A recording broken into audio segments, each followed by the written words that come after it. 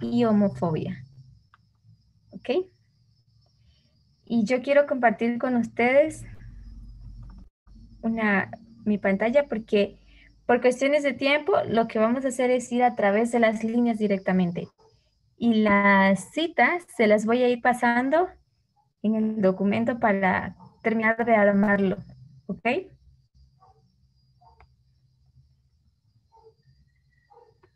Sí. Así que permítanme compartir la pantalla. Yo puedo colocar las citas en el chat también, ¿no? Oh, perfecto.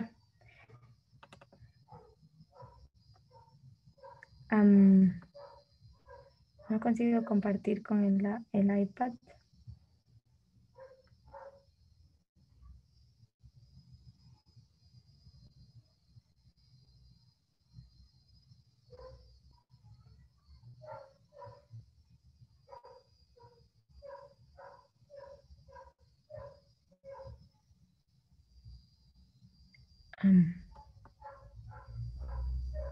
Ok. Todos pueden ver entonces la línea ahí. Sí. Sí. Ok. Perfecto. Entonces, vamos a empezar con esta primera línea. Esta primera línea es la línea que nos habla del nacionalismo. ¿Ok? Y el nacionalismo, en otras palabras, ¿o con qué otro nombre ustedes identificarían el nacionalismo?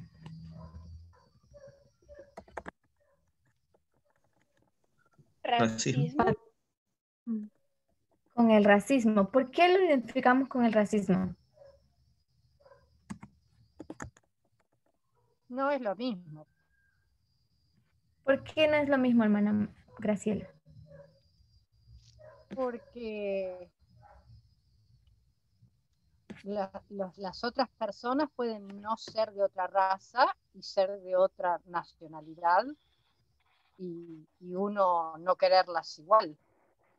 O sea, me parece que no es lo mismo. Ok. Veamos. Hermana Raquel.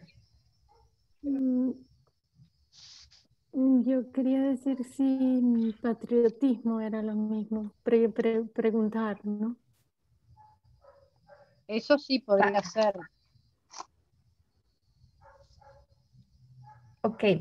Existe una diferencia entre lo que es nacionalismo y lo que es patriotismo. Patriotismo es Claro. algo bueno, es algo positivo. Yo amo a mi país. Eso significa ser patriota.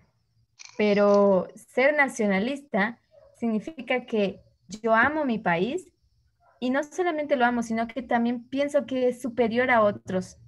Entonces, ahí ya se torna esto como algo no muy bueno.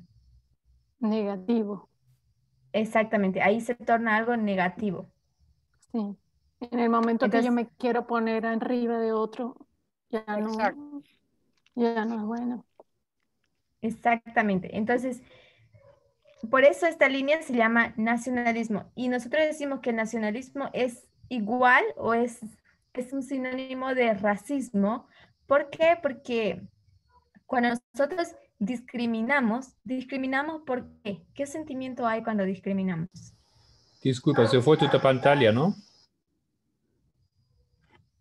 Ah, sí, perdón. ¿Volvió? No, todavía no. Ok. Entonces, ¿qué es lo que nos acontece cuando nosotros discriminamos? ¿Qué sentimiento viene a nosotros? O en la discriminación. Orgullo, superioridad. Exactamente, el mismo sentimiento, orgullo y superioridad. Y cuando existe orgullo y superioridad, eso quiere decir que en nosotros tenemos lo mismo que en el nacionalismo, pasa la misma experiencia.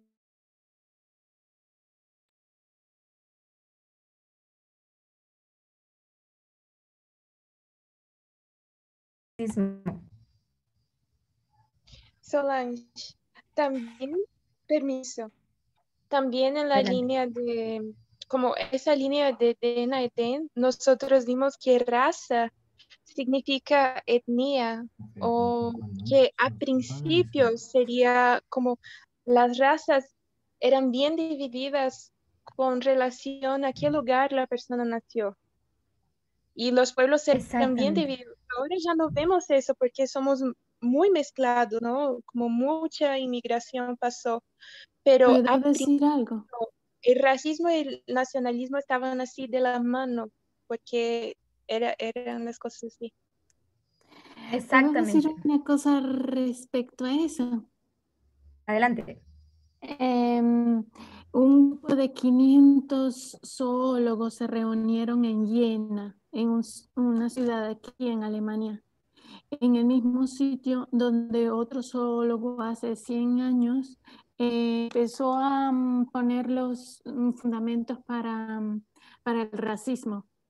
Y hicieron una declaración donde decía que no existen razas, sino Etnias. racismo, pero Exacto. no existe la raza porque genéticamente no, ni siquiera en el genoma, que es lo más chiquito, a mi entender, ni siquiera ahí hay una diferencia entre una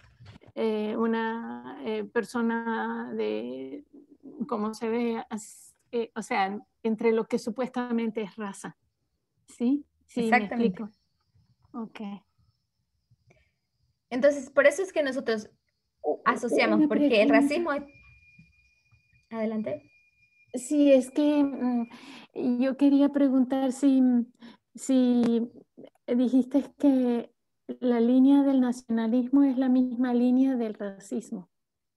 Y Sí, yo quería preguntar si es la misma línea, pero no son la misma cosa. es la misma cosa. Nacionalismo es lo mismo que racismo. Exactamente. Nacionalismo es lo mismo que el racismo. Okay. Lo que marca la diferencia, o sea, lo que nosotros lo podemos llamar racismo es porque es la forma en la que se expresa, la forma en la que se da a conocer el nacionalismo. ¿Ok? Por ejemplo, en la situación de Estados Unidos, nacionalismo es el problema porque creen que la raza blanca es superior a la raza negra. Entonces, eso es nacionalismo. Entonces, ellos imaginan o esperan tener un país donde su raza sea, o sea, puramente blanca, pero como dice Carolina, eso incluso ahora, en la actualidad, si aún quisiesen llegar a hacer eso sería imposible porque nosotros ya tenemos muchos mestizos, o sea, ya hay mucho mestizaje en la cultura, en la genética de las personas, que ya no puedes encontrar una persona, digamos, pura de sus raíces del país de donde sea. Entonces, por eso nosotros asociamos. Es la misma cosa, pero racismo es la forma en la que se ve, se da a conocer el nacionalismo. ¿Ok? Sí, Ok, pero creo nosotros, que ¿que se comprendió? creo que lo entiendo. Ok, Que es como la expresión. es, O sea, no sería diferentes razas, sino para determinar una nacionalidad. exactamente. Yo creo que sí lo entiendo. Ok. Y nosotros Carolina seguimos, dice que nacionalismo es un tipo ¿de qué? de racismo. Exactamente. El racismo es la forma en la que se expresa el nacionalismo. ¿Cómo tú expresas el amor hacia tu país? Por ejemplo, vemos las personas que tratan de hacer de que, o sea, un buen personaje político, digamos, que intente hacer algo bueno por su país porque lo ama, lo primero que va a proporcionar es bienestar a su pueblo, la mayor seguridad, la mayor estabilidad, confiabilidad en su pueblo y a su pueblo, ¿sí? Pero, entonces esa es la imagen que nos ve el amor, digamos, hacia el patriotismo, digamos, el amor hacia su patria, porque yo quiero que todos los que estén, todos los de mi país estén bien, se sientan bien, porque Bolivia, por ejemplo, voy a poner el ejemplo, es la casa de todos los bolivianos, entonces tienen que sentirse bien, cada uno ahí, ¿sí? Entonces, si yo soy, por ejemplo, nacionalista, eso sería para mí ser patriota, perdón. Entonces, si yo fuese nacionalista y yo amase mi país y creyera que mi país es superior, a mí solo me interesaría que los bolivianos estuvieran bien, pero no me importaría, por ejemplo, mis vecinos como peruanos, chilenos, argentinos, brasileros, no sé con quién más colinda, creo que Paraguay. Entonces, eso ya me torna una persona egoísta porque solamente me limito a cuidar de lo que es mío y no de lo que está a mi alrededor. ¿Me dejo entender? Entonces eso se torna una cuestión discriminatoria o racista contra los otros países que están fuera de mi área. ¿Está bien? Sí, creo que sí. Karina escribe que ahí hay discriminación. Ajá, exactamente. Y discriminación es un sinónimo de racismo también. Ok. Entonces, si nosotros vamos a revisar aquí en esta línea que ustedes ven, es la línea del Israel antiguo y la vamos a trazar con la línea, esta es la línea, con nuestra línea en paralelo. Lo que está en celeste arriba va a ser nuestra línea y lo que está en azul oscuro abajo es la línea de Israel antiguo, ¿ok? Y vamos a empezar desde el año 4, en esta línea, ¿sí? ¿Quiénes fueron? Ustedes pueden ver ahí primero, vamos a ver los hitos. En la línea de Israel antiguo tenemos el año 4 antes de Cristo y después tenemos el año 27 después de Cristo, ¿sí? Como marcando el nacimiento de Jesús y el bautismo de Jesús, ¿sí? Vamos a ir a lo que es el hito de la ley dominical, que sería el año 34, y lo marcamos como la muerte de Esteban, y el año 70 como la destrucción de Jerusalén, siendo el cierre de poder gracia para nosotros, o el hito de Daniel 12:1, ¿sí? Y tenemos el año 100, que es segunda venida. Eso en la línea de Israel antiguo, ¿sí? Y Matías, el hermano Matías, ayer había hablado sobre esta línea y él le puso el nombre de ser la línea de Juan, porque Juan es el discípulo que prevalece aquí hasta este tiempo del fin, ¿sí? En un fractal vamos a ver esta línea que es la de los sacerdotes. Esta es la línea de 244.000, la celeste, y la línea de los sacerdotes que está aquí abajo, ¿sí? En la línea de los sacerdotes nosotros vamos a encontrar los primeros dos hitos repetidos. Pero aquí, la ley dominical ya no sería el año 34, sino sería la primera limpieza del templo, que equivaldría en la línea de los 144.000 al aumento de conocimiento, ¿sí? Que es cuando Cristo comienza su ministerio. Y el año 31, que es paralelo para nosotros a 2019, que es el cierre de tiempo de gracia para los discípulos, y el 2021 marcando el Pentecostés. ¿Ok? Entonces yo quiero empezar, perdón, creo que está aquí, en esta línea. Vamos a ir ahí. Yo quiero que ustedes tengan presente esa línea porque vamos a volver a esa línea que es la que vamos a hablar, pero que habla de nuestra generación. Pero antes vamos a revisar esta línea, la línea del nacionalismo y del racismo. Y en la línea del nacionalismo,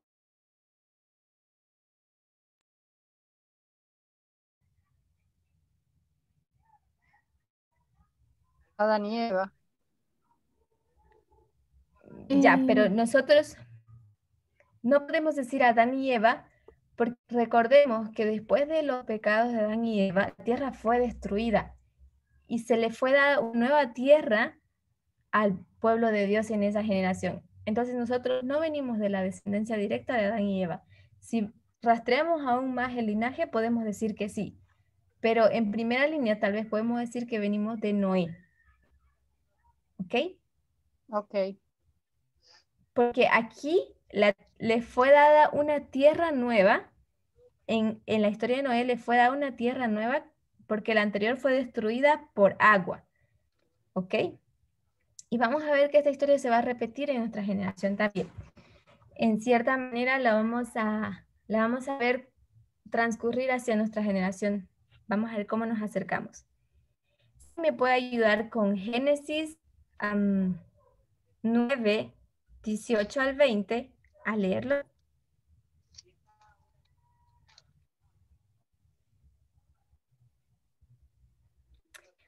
O mejor la vamos a parafrasear para hacer un resumen breve.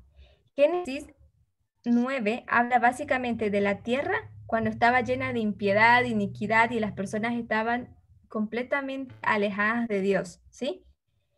Y esta tierra iba a ser destruida por causa del pecado y la maldad que existía en ella. Ay, yo no sé qué pasa con esto que se bloquea mucho. Perdón. Entonces, la tierra va a ser destruida por un diluvio. Ok. Ok. Y les es dada una tierra nueva. Entonces, esa tierra nueva ahora está libre de pecado. Pero lo que acontece en este momento es que Noé, él se embriaga vino. Se embriaga hasta perder la conciencia y él incluso llega a quedarse desnudo en su estado de embriaguez. Y lo que acontece es que lo vio su nieto. ¿Quién era su nieto de él? Canaán, ¿sí? Canaán. Entonces, él va y se lo cuenta a sus hermanos, pero va y lo hace en forma de burla.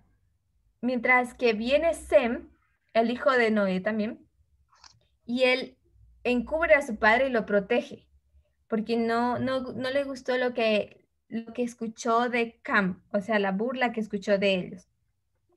Entonces viene y lo protege. Entonces cuando Noé recupera de su estado de embriaguez, lo que él hace es lanzar una maldición sobre Cam. ¿En qué consiste esa maldición?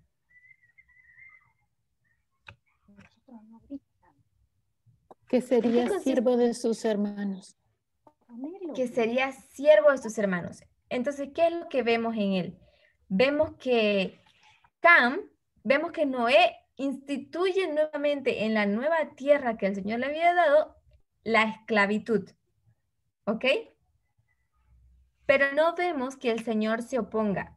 Y el hermano Marco acaba de postear una cita en el chat de ustedes, aquí en el grupo, de Patriarcas y Profetas, página 98, párrafo 1, donde dice: la descendencia de Canaán bajó hasta las formas más degradantes del paganismo. A pesar de que la maldición profética los había condenado a la esclavitud, la condena fue aplazada durante siglos. Él no fue inmediatamente esclavo tras que Noé lo dijo, sino que fue aplazada por un largo periodo de tiempo. Pero podemos reconocer que en la historia de Noé ya fue instituida la esclavitud. Dios, dice la cita continuando leyendo, sobrellevó su impiedad y corrupción hasta que traspasaron los límites de la paciencia divina. Entonces fueron desposeídos y llegaron a ser esclavos de los descendientes de Sem y de Jafet. Porque ellos eran los hermanos, ¿no? O sea, esa era la maldición, que él sería esclavo de ellos, de sus hermanos. Entonces, o sea, vemos que eso se va a cumplir, pero siglos después. Dios todavía es paciente con él, pero cuando uno da rienda suelta, muchas veces es difícil de retener. Entonces él no pudo controlar ese aspecto y él en estado de esclavitud.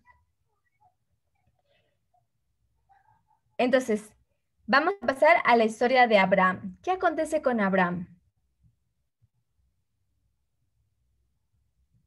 ¿Alguien puede leer Génesis 17:23?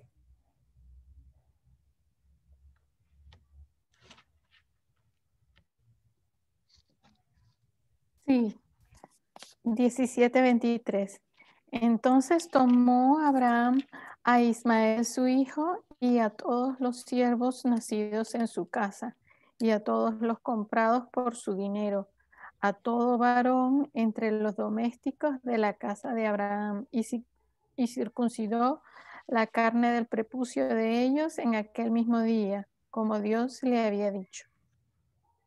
Entonces, vemos aquí que Abraham, el siervo de Dios también, él tenía ¿qué?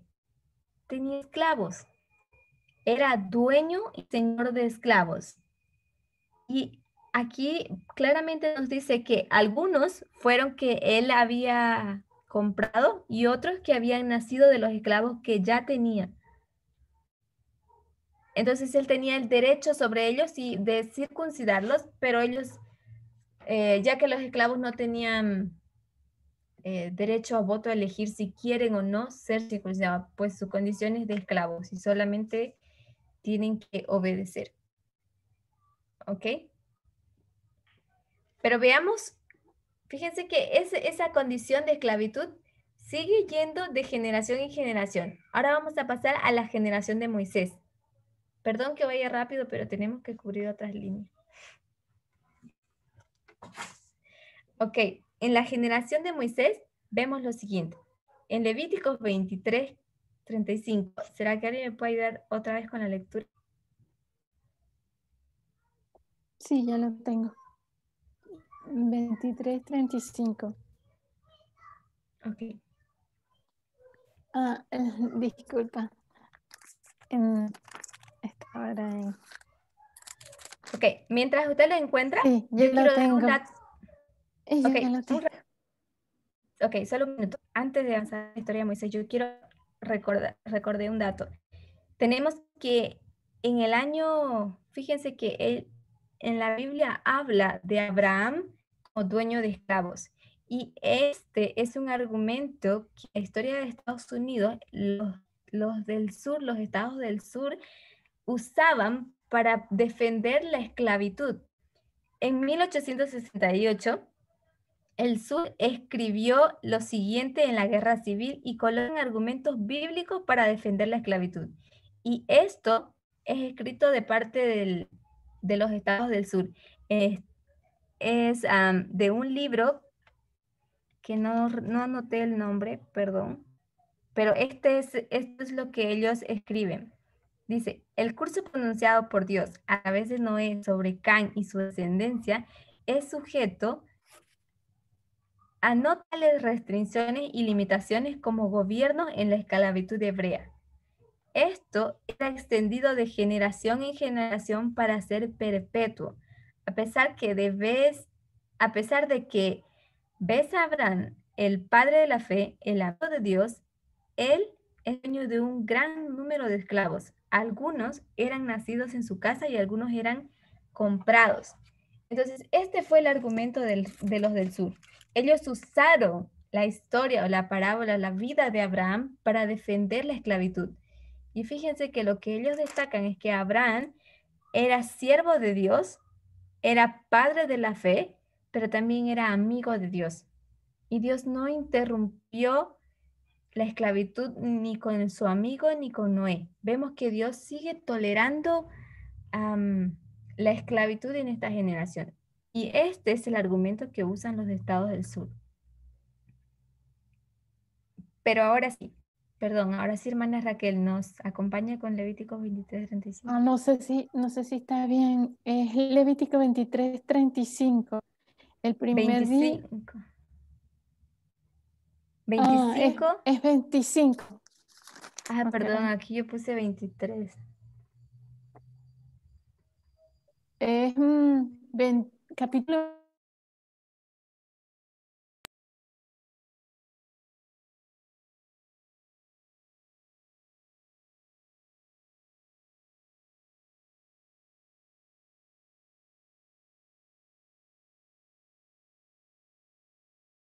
tu hermano empobreciere y se acogiere a ti, tú lo ampararás como forastero y extranjero vivirá contigo. Entonces, lo que acontece aquí en Levítico, fíjense que ahora estamos con Moisés. ¿Quién le dio las leyes a Moisés?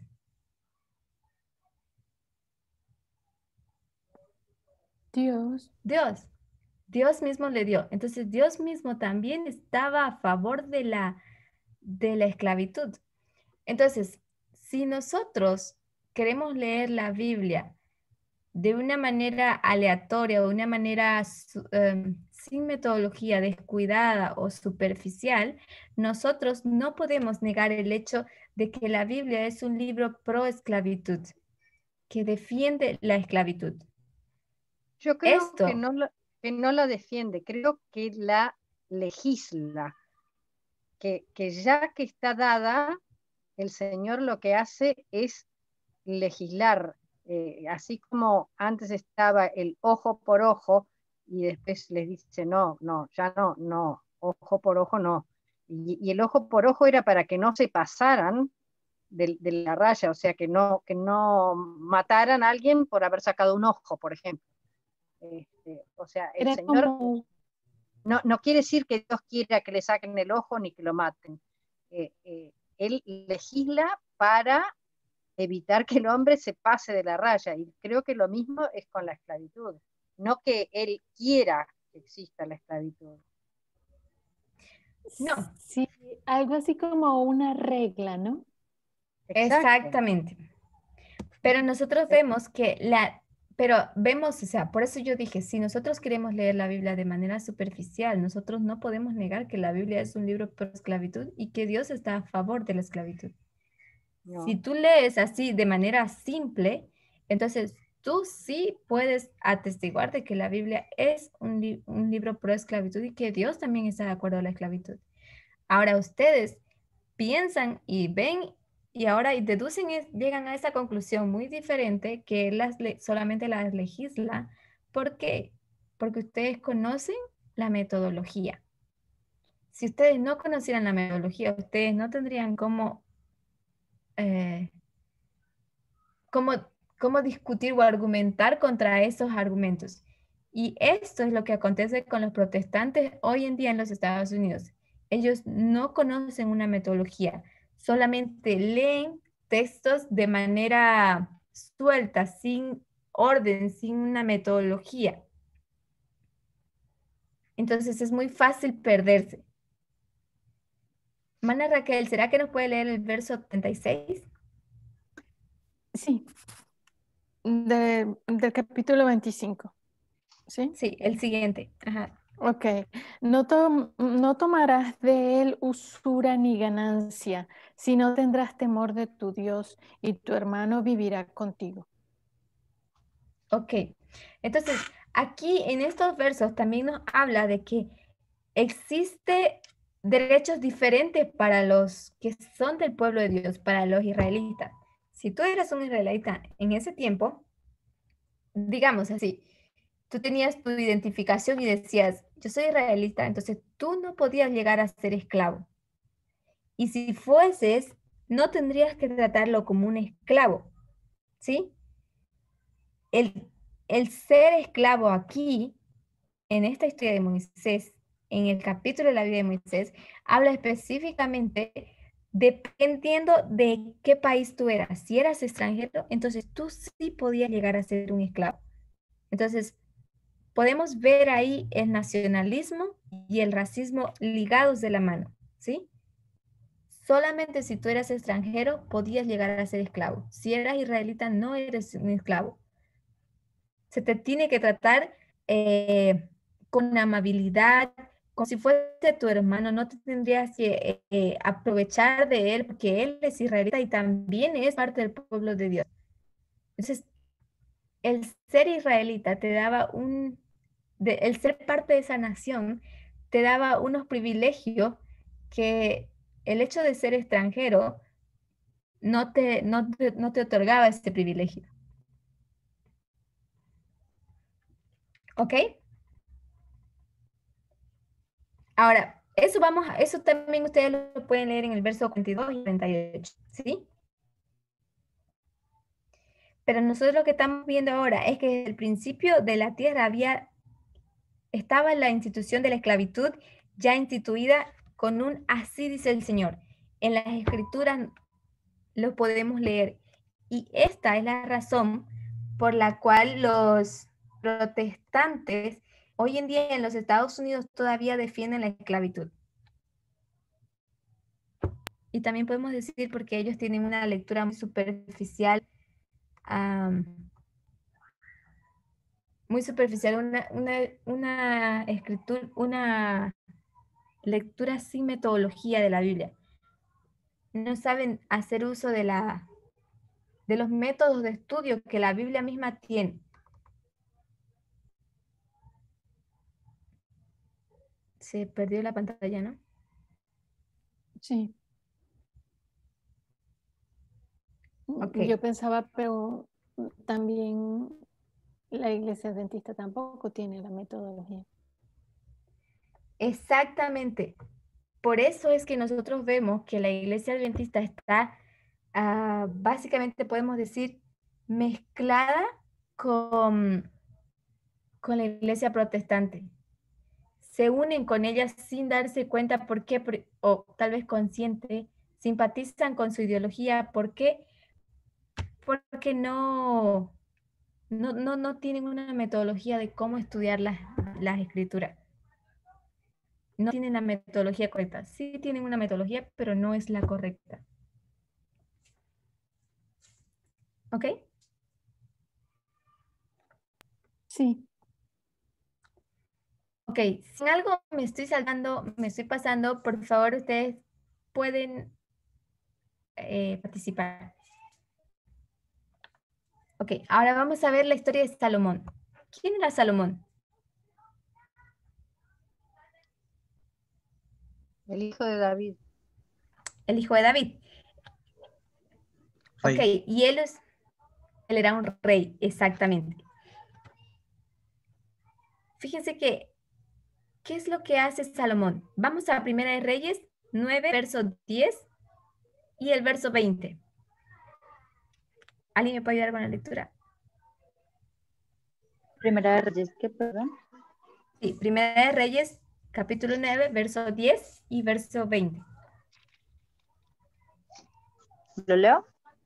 Ajá, gracias. Dice, aconteció al cabo de 20 años, cuando Salomón ya había edificado las dos casas, la casa de Jehová y la casa real. Ahora leo el 20. versículo 20. Ok. Dice, a todos los pueblos que quedaron de los amorreos, eteos, fereceos, heveos y jebuseos, que no eran de los hijos de Israel.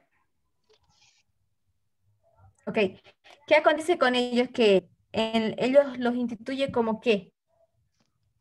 Esos 5 pueblos que no eran de los hijos de Israel, ¿qué acontece con ellos? ¿Son instituidos para qué?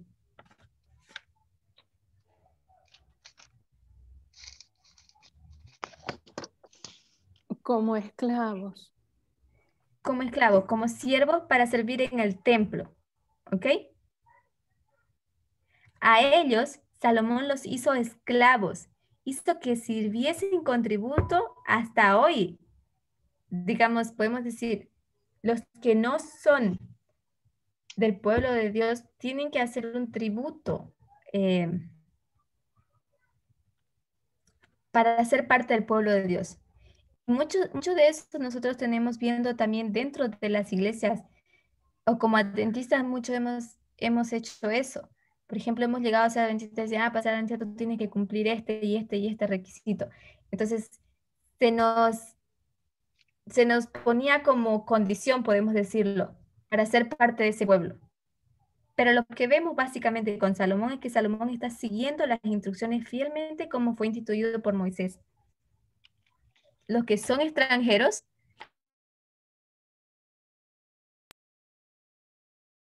puede poner esclavo. Entonces solamente vemos en Salomón que él continúa respetando lo que fue instituido por Moisés, con ley, porque en Moisés marcamos la ley. Entonces, de Moisés hasta la primera venida es donde nosotros marcamos la historia alfa de Israel antiguo. ¿Ok? ¿Pero qué acontece en la primera venida?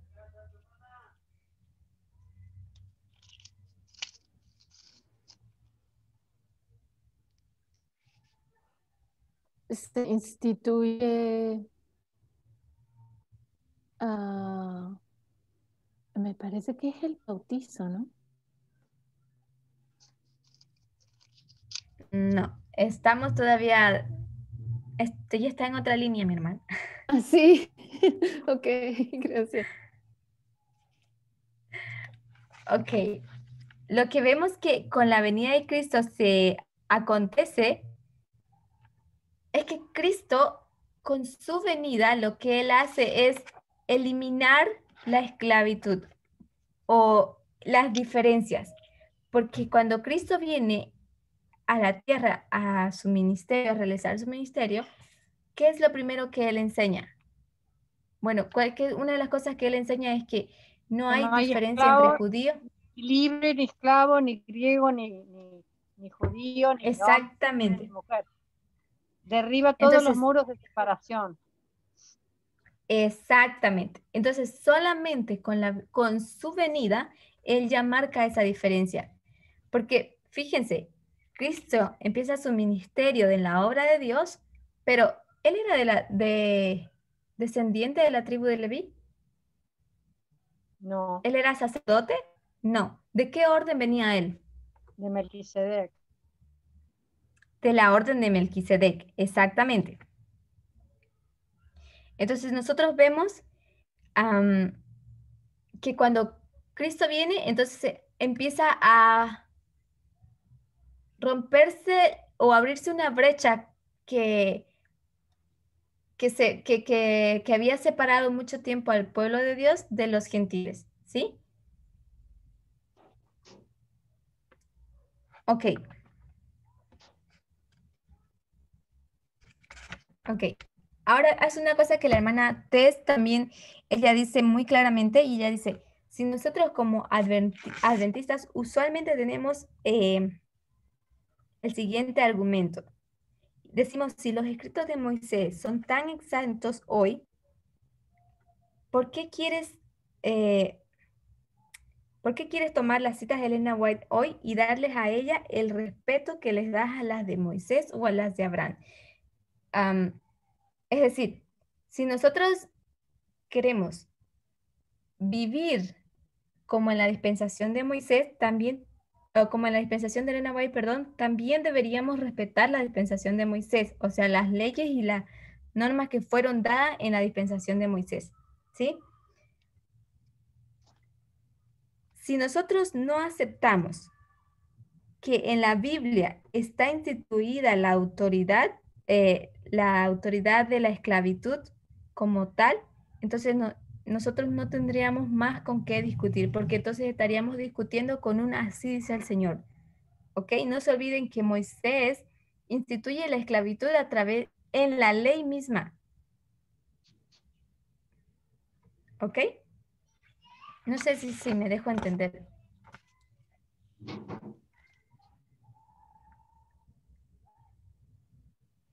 ¿Me siguen?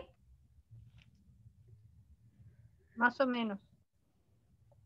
Ok, ¿dónde está el problema o la duda? No sé, yo me perdí un poco en la explicación.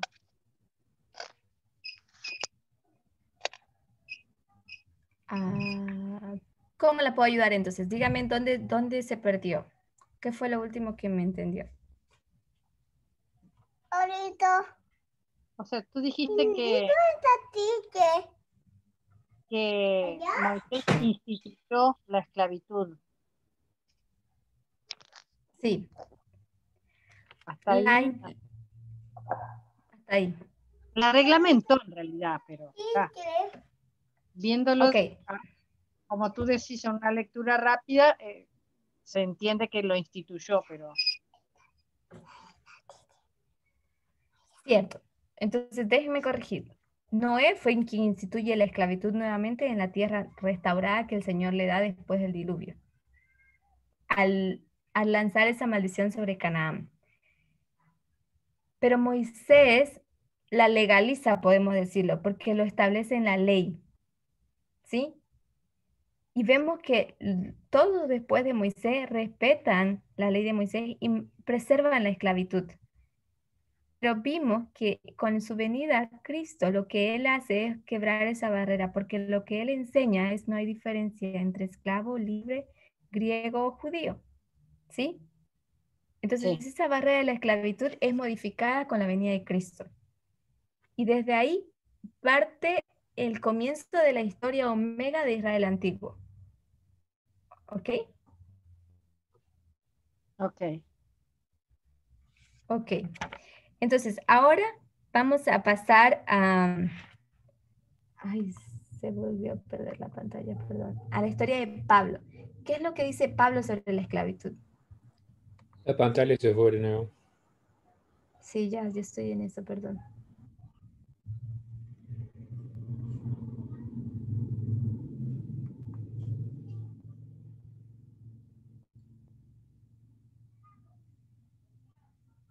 Ok.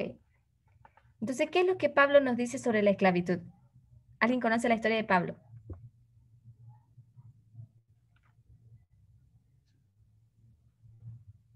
Bueno, en Pablo tenemos el comentario que él hace, ¿no? A ese joven o a esa persona que está bajo su cuidado y le recomienda que vuelva a su amo. Ok, ¿quién era él?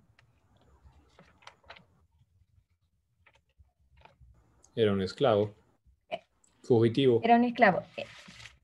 Fugitivo, exactamente. Vemos en la historia de Pablo, en el libro de Filemón, que Pablo está frente a un esclavo fugitivo y que por mucho tiempo ese esclavo estuvo con Pablo huyendo, digamos, de su amo. Pero en el tiempo que está con Pablo, o sea, Pablo lo instruye en el mensaje y le da a conocer, podemos decir, déjenme ponerlo de esta manera, le da a conocer a Dios de cómo Dios es a ese hombre. Y lo que él hace después es que Pablo va y entrega a ese esclavo. Ese esclavo se llamaba Onésimo, ¿sí? Y él entrega a Onésimo a su señor, a su dueño, y le dice que se someta. Entonces, lo que hace Pablo, ¿qué acontece aquí? ¿Por qué Pablo devuelve el esclavo a su amo cuando ya Cristo había roto esta barrera? ¿Cómo explicamos eso?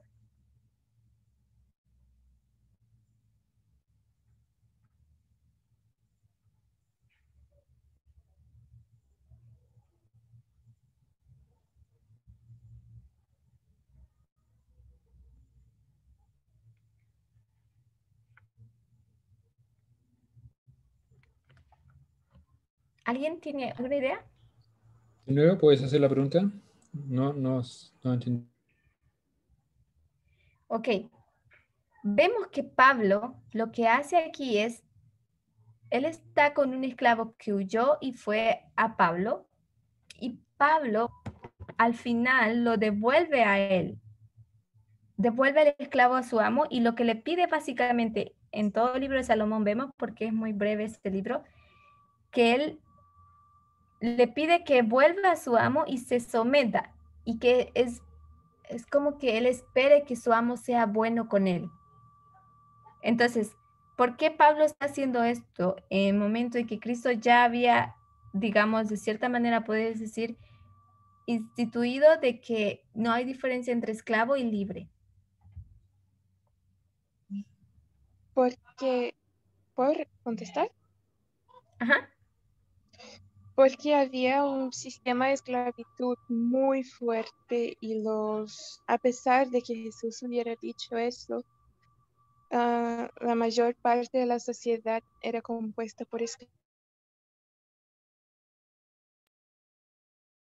severos con sus esclavos.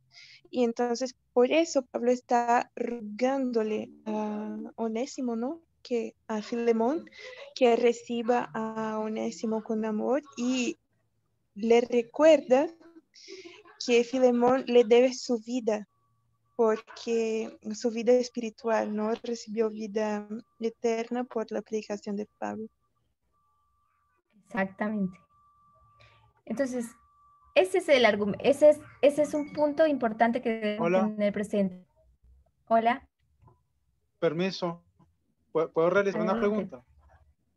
Sí, dime. Entonces, nosotros podemos decir que el evangelio progresa también en conjunto con la cultura. ¿Se puede decir eso? Porque, o sea, ya va. Si no entendí mal, lo que sugirió Carolina es que de alguna forma, no sé si entendí mal, vuelvo a repetir, lo que entendí del comentario de Carolina es de que las personas están sujetas en cierto sentido al contexto social que los rodean y los escritores escriben de acuerdo a ese contexto social y cultural, ¿no? Entonces, si la esclavitud era algo común en aquella época, iba a ser de alguna forma muy difícil, ¿no? Que él de repente comenzase a esparcir un mensaje de libertad para los esclavos. Eso iba a traer más bien oprobio antes que avances en el evangelio. O sea, esa es la pregunta más básicamente y es un comentario a la vez. Podemos decir entonces que el evangelio avanza de acuerdo con la cultura de esa dispensación. Sí, exactamente. Pero también tenemos que tener en cuenta que aquí lo que dijo Carolina es muy importante. Las leyes contra los esclavos fugitivos eran muy severas y el mensaje de Cristo, pues, les podía costar la vida a ellos. Pero también nosotros tenemos que Cristo trae un mensaje que no es forzado a nadie. Es un mensaje progresivo que va en aumento y se va en desarrollo. Pues ahí estaba recién en sus comienzos. Y aunque era lo que Cristo dice, no todos estaban forzados, bueno, no podemos decirlo así, pero no era un mensaje que forzaba a las personas a efectuar un cambio. Es decir, las personas que creían y aceptaban ese mensaje como demostración de su aceptación o de su fe hacia ese mensaje, ellos debían efectuar un cambio, pero no lo forzaba. Cristo no se imponía ante la sociedad para decir, mira, aquí se acabó la esclavitud. No, porque eso hubiese desatado en una guerra civil, los esclavos versus los esclavistas. ¿Me dejo entender?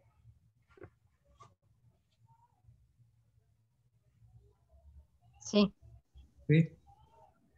Ok, entonces simplemente estamos viendo el desarrollo. Empieza a haber un cambio.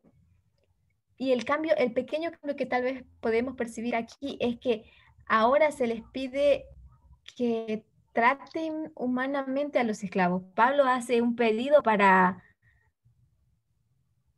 Filemón que él trate con amor a estos esclavos, porque Dios los juzgaría de esa misma manera, digamos, ¿no? Entonces, debemos tener presente eso. Esto se repite también en nuestra en nuestra generación hoy en día, justo cuando nosotros estamos aprendiendo sobre lo que es la expresión del amor hacia nuestro prójimo, cómo debemos amar a nuestro prójimo.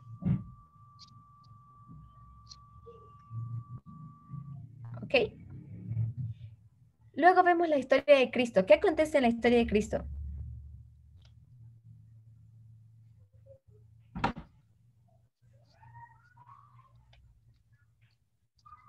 ¿En qué sentido?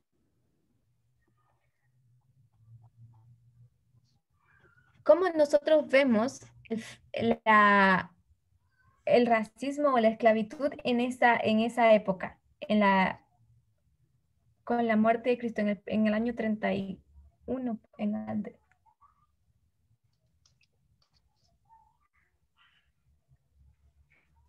Bueno, ahí se da el evangelio que él proclamó de la igualdad.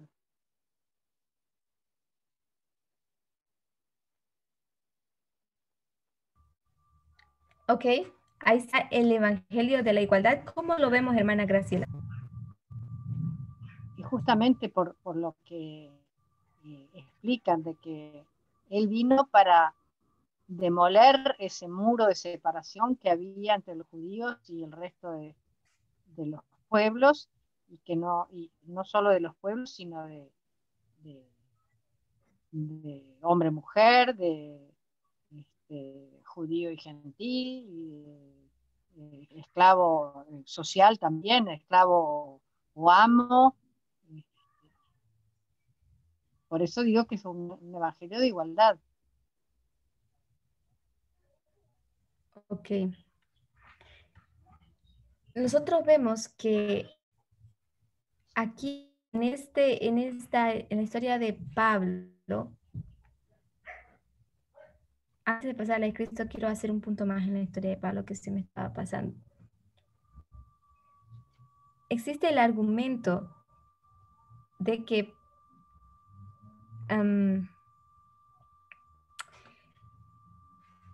Juan el Bautista, ellos estaban bautizando personas y Jesús estaba Jesús con ellos, pero ¿cuál era la acusación en ese tiempo? Estaban usando la historia alfa y estaban destruyendo la historia omega, porque Jesús lo que hace aquí en la historia, en esta historia desde su misterio de la primera venida hacia su muerte, lo que hace Jesús es levantarse constantemente contra un así dice el Señor. Nosotros tenemos que poder llegar a reconocer que en la historia de Pablo y en la historia de Cristo, ellos están completamente en contra de un así dice el Señor. Vemos que en la historia de Pablo existe una separación, pero ya había una separación con Moisés entre judíos y gentiles. ¿Recuerdan esa parte? Sí, sí. Ok. Entonces, vemos en los libros de Pablo, donde Pablo dice que Pablo también dice, no hay distinción entre judíos y gentiles, son iguales. Y no hay derechos especiales para ninguno, como en la historia de Salomón, ¿sí? Donde si eres israelita tienes un mejor trato y si eres extranjero, entonces puedes llegar a ser esclavo, ¿sí? Vemos aquí en la historia de Pablo, en la historia de Cristo, que la nación israelita está llena de buenos, profundos, se puede decir, conservadores bien consagrados, personas bien consagradas, fariseos bien conservadores, que decían que Jesús estaba violando ¿qué? Un así dice el Señor, que estaba en completa y directa oposición a un así dice el Señor. Pero ¿en qué variaba eso? En que no se quedaba en la forma, sino que iba al espíritu de la ley. En realidad, él no estaba en contra de una así dice el Señor, sino trataba de explicarles lo que quería decir realmente el Señor. Ok. ¿Y cuál era la mentalidad de los fariseos? Atenerse a la letra y no al espíritu. Ok, pero ¿qué es lo que ellos tenían en mente al tratar diferente a los gentiles? Lo que hablábamos al principio de creerse superiores. Exactamente. Ellos tenían en su mentalidad de que ellos eran un pueblo especial, separado, elegido, escogido por Dios y que querían mantener puro sin mezclarse con los paganos, con los gentiles. ¿Ok?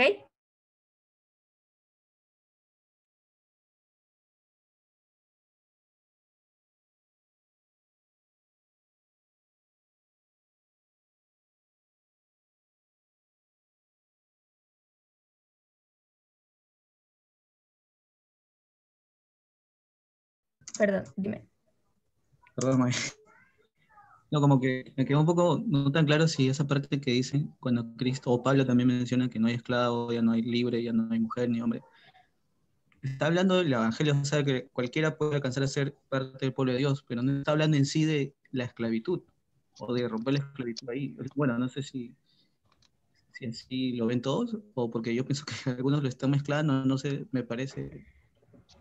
Ok, sí, pero lo que tú tienes que ver es aquí lo siguiente, es que el asunto que vemos en Pablo en el libro de Filemón es que él devuelve un esclavo a su amo y le dice que se someta y que él debe esperar que su amo sea bueno con él al someterse nuevamente al amo. Entonces sí es un asunto de esclavitud. ¿Lo puedes ver, Matías?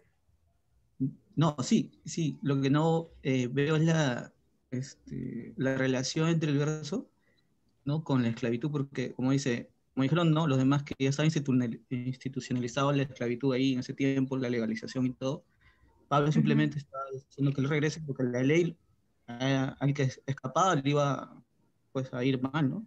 Y también ahí hay otros versos que hablan de eso, ¿no? El siervo y también creo que escuché que eso era también como como una parábola también, ¿no? Porque nosotros llegamos a ser siervos, o sea que habían buenos esclavistas y buenos que también nos estaban bien al esclavo.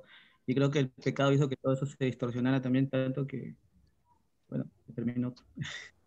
Sí, No sé. Matías, pero tal vez para ver la diferencia, ¿no? Si te entiendo bien. Hoy, si pasaría lo mismo, tú no le dirías a un esclavo, vuelve a tu amo. Hoy tú dirías, avisa a la policía, vení, escondete en mi casa o algo así. ¿No? Jamás tú podrías, digamos, dar el mismo consejo hoy en día como en ese tiempo. Entonces, en ese tiempo significa simplemente que él acepta la esclavitud y de cierta manera la protege todavía, ¿no? Ah, claro, sí, exacto. Gracias. Perdón, ¿quién acepta la esclavitud y quién la protege? Pablo. No, Pablo no acepta la esclavitud. Pablo entiende bien que está en contra de la esclavitud, pero él no va a forzar ni arriesgar la vida de los esclavos, porque todavía esa es una verdad muy nueva incluso para el mismo pueblo de Dios. Fíjese que los discípulos no todos lo entendían así a profundidad. Es como para nosotros ahora tratar de entender la igualdad. La entendemos en las formas en que las conocemos, que son racismo, sexismo, homofobia, se puede decir, las básicas, ¿sí? Pero no entendemos la profundidad. Y Pablo también su misión era resguardar la vida de esas personas, de los esclavos.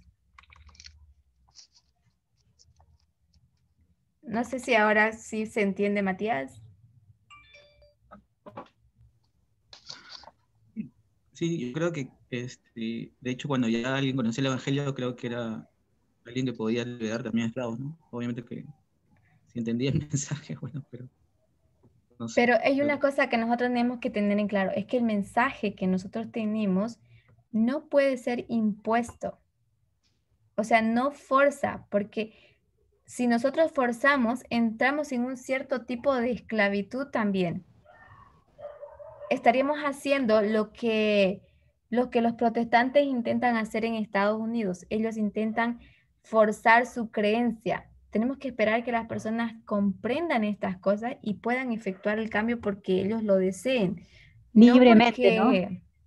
Exactamente, libremente. No porque nosotros se lo impongamos porque es nuestra creencia. Y esto es lo que acontece con Pablo en ese momento. Y estos son los argumentos que usan los estados del sur. Pero ellos tienen una cosa a su favor, que los estados del sur tienen los argumentos más sólidos o más fuertes en contra de la esclavitud. Y también tienen de su lado, así dice el Señor, las escrituras bíblicas. Pero podemos decir que lo tienen así porque porque leen la Biblia de manera superficial. Lo que veo es todo lo que hay. Todo lo que yo leo es todo lo que hay. Pero no analizan las escrituras con una metodología de vida. Entonces, si tú quieres decir que la Biblia es incompleta, si quieres argumentar en contra de la esclavitud, ¿por qué es que no dice en un solo texto, en una sola línea, así de manera clara, en toda la Biblia, por qué no existe un texto que diga que la esclavitud es mala? Porque no existe esto.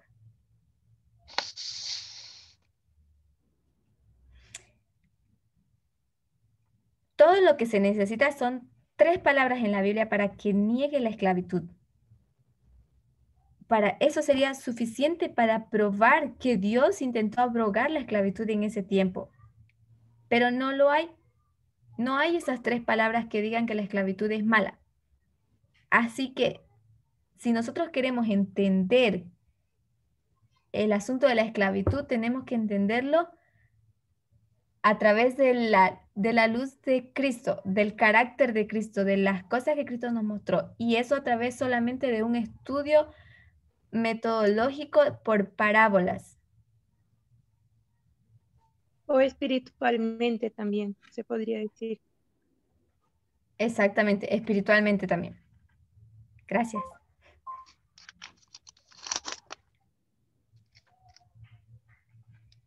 Ok, entonces vamos a ver en la línea de Cristo. Puedo hacer una sugerencia. Ok. Como estamos ya con la hora un poco avanzado, ¿por qué no resumimos la línea ahora que viene en una frase nomás? O sea, sin repasar cada punto porque no da el tiempo. O tendrías que ver si vas a hacer una segunda presentación. No sé si tenemos fecha para una segunda presentación, pero lo que yo puedo hacer es tomarme el tiempo, el domingo, y grabar esa presentación así en diapositiva para ustedes, con audio, y poderla presentar de manera completa y más calmada. Y ya les dejo ahí los textos, si les parece bien. Está bueno. Ok, entonces, ¿les parece bien si cerramos aquí con una oración? Y les pido 1000 disculpas por no haber podido acabar la línea. Es que es mucho, es muy difícil, y más con participación. Pues sí, pero es importante porque a través de su participación también podemos disipar las dudas. Sí, eso es cierto, que solamente oyéndolo no se puede aclarar, es cierto. Ok, entonces, ¿les parece si cerramos aquí con una oración? Sí, claro. Ok, hermana Carolina, ¿nos dirige con una oración para terminar, por favor? Sí, oremos. Ok. Muchas gracias, Señor, por esta reunión y por todas las reuniones que se han hecho y por la luz que nos has dado, Señor. Muchas gracias, Señor, por mostrarnos un poco más de tu carácter, que es un carácter tan lindo, tan perfecto. Querido Dios, quiero pedirte tu bendición y tu protección con salud, con aliento, con amor a cada uno de los hermanos y a Solange también, que nos compartió este mensaje, pero a cada uno de los que está acá y los que están también estudiando en sus casas, Señor, y que les des aliento en este momento en que estamos viviendo, en el nombre de Jesús. Amén. Amén. Amén. Muchas Bueno, gracias a muchas todos y gracias. 1000 disculpas.